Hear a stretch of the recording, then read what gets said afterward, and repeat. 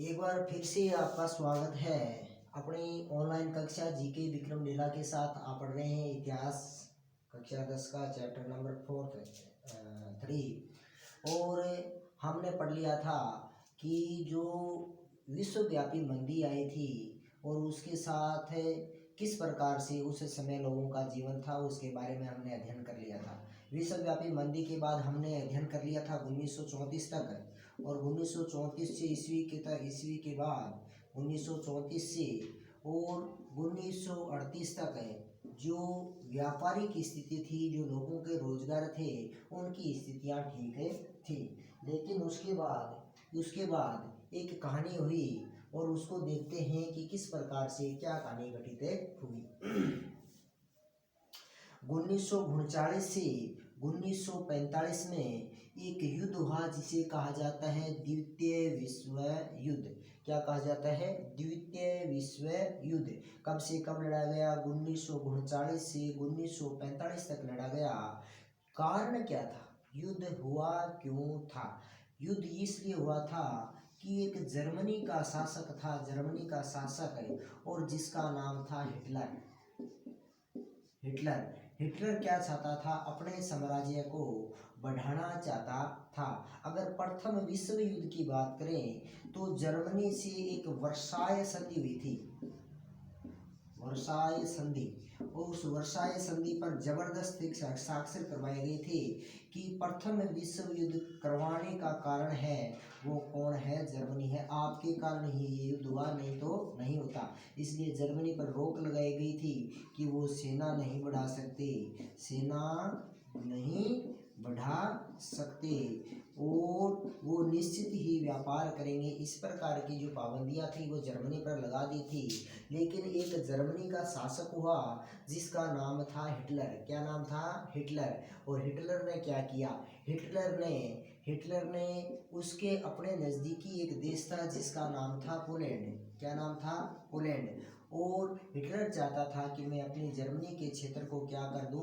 बढ़ा दूं, क्योंकि जो प्रथम विश्व युद्ध हुआ था उसके तहत जर्मनी के आकार को क्या कर दिया जाता है? छोटा कर दिया जाता है। लेकिन हिटलर चाहता है कि मैं क्या करूँगा? अपने क्षेत्र को बढ़ाऊं। इसलिए उसने पोलैंड को कहा कि मैं तेरे ऊपर क्या करूँगा? आक्रमण करूँगा। पोलैंड इस बात से घबरा जाता है, और पोलैंड घबराता है तो जाता है मित्र राष्ट्रों के पास, और मित्र राष्ट्रों और धुरी राष्ट्रों के बीच वापिस एक जंग शुरू हो जाती है, और जिसे हम कहते हैं द्वितीय विश्व युद्ध, जिसमें कितने देशों ने भाग लिया था? 70 देशों ने भाग लिया था। कितने देशों ने भाग लिया? 70 देशों ने। उसमें एक साइड थे धुरी राष्ट्र और दूसरी साइड थे मित्र राष्ट्र। जर्मनी की टक्कर है वो किसके साथ? पोलैंड के साथ। पोलैंड ने अपने दोस्तों को बुलाया, अमेरिका, रूस, फ्रांस, ब्रिटेन, और जर्मनी ने अपने दोस्तों को बुलाया, इटली और जापान। और एक घमासान युद्ध हुआ जिसमें आम नागरिकों को ज़्यादा नुकसान पहुंचाया गया। आम नागरिकों को, किसको? आम नागरिक थे, आम नागरिकों को ज़्यादा नुकसान पहुंचाया गया। शहरों को तबाह कर दिया गया शहरों को तबाह कर दिया गया, क्योंकि जल, थल और वायु सेना, तीनों सेनाओं से ये युद्ध लड़ा गया था। जो द्वितीय विश्व युद्ध था वो तीनों सेनाओं से युद्ध है वो क्या किया गया था? लड़ा गया था। अगर हम बात करें कि जब ये 1939 से 1945 तक तो युद्ध चला, इस युद्ध में हार हो जाती है किसकी? धुरी राष्ट्रों की। कौन से राष्ट्रों की? धुरी राष्ट्रों की। कहने का मतलब है जर्मनी हार जाता है, इटली हार जाता है और जापान हार जाता है। जब ऐसा लगा कि इटली, जर्मनी और जापान हार रहे हैं, और उस समय अमेरिका जो एक शक्ति थी, अमेरिका ने क्या सोचा कि जापान है वो तेरी क्या करेगा? थोड़े दिनों के बाद बराबरी करेगा। इसलिए अमेरिका ने जापान पर 2 बम गिराए 1945 में। और कहाँ पर? हिरोशिमा और नागासाकी पर। कहाँ पर? हिरोशिमा और नागासाकी साखी पर बम गिराए थे। किसने गिराए थे भाई? अमेरिका ने गिराए थे। ये कहाँ के क्षेत्र हैं? जापान के क्षेत्र हैं, ताकि क्या हो जाए कि ये जो जापान है वो इससे क्या हो जाए, प्रभावित हो जाए। वो ही हुआ। यहाँ की भूमि वो आज भी क्या बताते हैं, बंजर बताते हैं कि वहाँ की भूमि आज वहाँ पर अनाज नहीं होता, और वहाँ पर जो बच्चे हैं वो क्या है कि अच्छे पोषित बच्चे पैदा नहीं होते हैं, यानी उनके साथ बीमारियां पैदा ही होती हैं। इस प्रकार की कहानियां हो गई। और द्वितीय विश्व युद्ध जब मित्र राष्ट्रों ने जीत लिया, कुल मिलाकर द्वितीय विश्व युद्ध में 70 देशों ने भाग लिया था। कितने देशों ने भाग लिया था? 70 देशों ने। तो सन 1944 में कब है? अब देखिए दो शक्तियां बन गई, एक तो बन गया अमेरिका और एक बन गया रूस। एक कौन बन गया? रूस। दो शक्तियां बन गई। अब पता चल गया कि जो धुरी राष्ट्र है वो हार रहे हैं, इसलिए 1944 में 1944 ईस्वी में, यानी 1944 में युद्ध खत्म नहीं हुआ है, 45 में युद्ध होगा खत्म, ठीक है ना।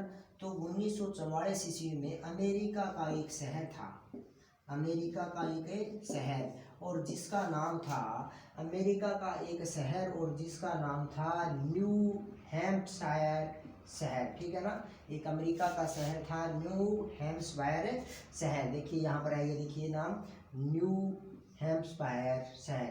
और इसमें एक होटल था जिसका नाम था ब्रिटेन वुड्स होटल। क्या नाम था?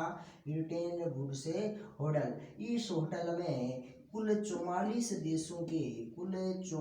देशों के जो बड़े बड़े नेता थे उन्होंने क्या लिया? भाग लिया। किस लिए भाई? आर्थिक स्थिति को मजबूत करने के लिए, आर्थिक स्थिति को क्या करने के लिए? मजबूत करने के लिए, कि हमें क्या करने होंगे? ज़्यादा से ज़्यादा उद्योग धंधे खोलने होंगे। अगर हम ज़्यादा से ज़्यादा उद्योग धंधे नहीं खोलेंगे तो लोगों को रोजगार नहीं मिलेगा। इसलिए लोगों को रोजगार दिलाना है तो हमें ज़्यादा से ज़्यादा क्या करने पड़ेंगे? उद्योग धंधे खोलने पड़ेंगे और व्यापार को बढ़ावा देना पड़ेगा। जब हम रोजगार खोलेंगे तो लोगों के पास क्या आएगी? पूंजी आएगी। लोगों के पास क्या आएगी? पूंजी आएगी। और जब पूंजी आएगी लोगों के पास तो और ज़्यादा उद्योग धंधे हैं वो क्या होंगे? विकसित होंगे। जब और ज़्यादा उद्योग धंधे विकसित होंगे तो लोगों का जीवन है वो क्या होगा? बेहतर होगा, और उस देश की स्थिति भी क्या होगी? मजबूत होगी। इसलिए इन 44 देशों ने मिलकर अमेरिका की न्यू हैम्पशायर नामक एक शहर में एक होटल था जिसका नाम था ब्रिटेन वुड्स। वहाँ पर मीटिंग की गई कि लोगों को क्या मिलना चाहिए? कि व्यापार की छूट देनी चाहिए और इन लोगों को क्या मिलना चाहिए? काम मिलना चाहिए। कब की गई? 1944 में की गई। कब की गई? 1944 में। जो ब्रिटेन वुड्स है इसे संयुक्त राष्ट्र मौद्रिक और वित्तीय सम्मेलन के नाम से भी जाना जाता है। इसने 2 प्रकार की चीज़ों का निर्माण किया था। कौन सी चीज़ों का निर्माण किया था? नंबर 1 तो क्या चाहता है वो? एक समिति बनाने के बाद में इन्होंने स्थापना की IMF का पूरा नाम है international monitoring fund. International monitoring fund, इसे हिंदी में कहा जाता है अंतर्राष्ट्रीय मुद्रा कोष। इसे हिंदी में क्या कहा जाता है? अंतर्राष्ट्रीय मुद्रा कोष। अंतर्राष्ट्रीय मुद्रा कोष का मतलब है कि पहले जो व्यापार होता था वो किसके माध्यम से होता था? सोने के माध्यम से होता था। सोना जो महिलाएं अपना पहनती है ना, उनके माध्यम से एक देश का व्यापार दूसरे देश के साथ अगर करना है, यानी एक देश को दूसरे देश के साथ अगर व्यापार करना है तो सोने का आदान प्रदान किया जाता था। मान लो ये भारत है और ये चीन, इस 2 देशों को अगर आपस में व्यापार करना है तो भारत को चीन को सोना देना पड़ेगा, और अगर चीन को कोई चीज़ चाहिए तो चीन को क्या करना पड़ेगा? भारत को सोना देना पड़ेगा। इसलिए यहाँ पर एक चीज़ को देखा गया कि हमें क्या करना होगा? ये जो कीमत है ना इसको निर्धारित करना होगा। अब सोने को ही क्यों करते थे? कारण और भी बहुत सी चीज़ें थी, लेकिन सोने को क्यों करते थे? नंबर 1 बात तो सोना है वो मूल्यवान है। नंबर 2 बात, अलग अलग देशों की जो मुद्रा थी ना, अलग अलग देशों की जो मुद्रा थी वो क्या थी, अलग अलग थी। अलग अलग देशों की मुद्रा है वो भी क्या थी, अलग अलग थी। इसलिए विश्व व्यापार जब करना होता है तो अलग अलग मुद्रा होने के कारण उसमें समस्याएं उत्पन्न होती हैं। इसलिए सभी देशों की मुद्रा को एक किया गया, यानी कहने का मतलब है जो विदेशी व्यापार होगा ना, देश की मुद्रा तो वही रहेगी, लेकिन जो अगर विदेशी व्यापार करना होगा तो किस में करना होगा, डॉलर में करना होगा। किस में करना होगा, डॉलर। ठीक है ना। डॉलर को क्यों अपनाया गया, क्योंकि जो मुद्रा है वो कहाँ की है, डॉलर है, अमेरिका की, और अमेरिका उस समय क्या है, शक्तिशाली देश है। ठीक है ना। तो अमेरिका ने कहा भाई क्या करना होगा आपको, आपको डॉलर में ही जो एक देश से दूसरे देश में व्यापार करना है वो आपको करना होगा। अब जो IMF है इसका उद्देश्य क्या है, IMF का मुख्य उद्देश्य था कि लोगों को कौन लोगों को, मान लो एक है अमीर देश, एक तो कौन सा देश है, अमीर देश, और एक है गरीब देश, एक है गरीब देश।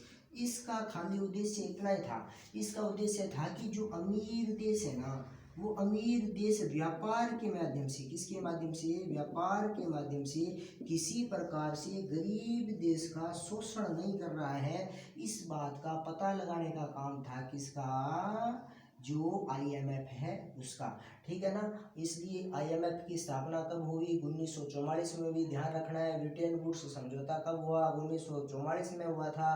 कहाँ हुआ था, ये चीज़ें आपको पूर्ण रूप से ध्यान होनी चाहिए। 1939 से 1945 के बीच जो द्वितीय विश्व युद्ध हुआ वो किस कारण से हुआ था, इस बात की भी आपको बातें ध्यान होनी चाहिए। और किस प्रकार से, किस उद्देश्य से जो वो ब्रिटेन वुड्स की मीटिंग हुई थी होटल में वो किस कारण से की गई थी, उस बात का भी ध्यान होना चाहिए। पहले जो विदेशी व्यापार होता था वो किस माध्यम से होता था उसके बारे में भी आपको ध्यान होना चाहिए। और बाद में जो विदेशी व्यापार अब वर्तमान में भी हो रहा है तो वो किस माध्यम से हो रहा है, इस बात का आपको ध्यान होना चाहिए। मैं आशा करता हूँ कि आपको जो पढ़ाया गया है वो आपको समझ में आया होगा और आप इसका घर पर गहन अध्ययन करेंगे। मैं आशा के साथ आप इस चैनल को शेयर करें, सब्सक्राइब करें, लाइक करें। धन्यवाद।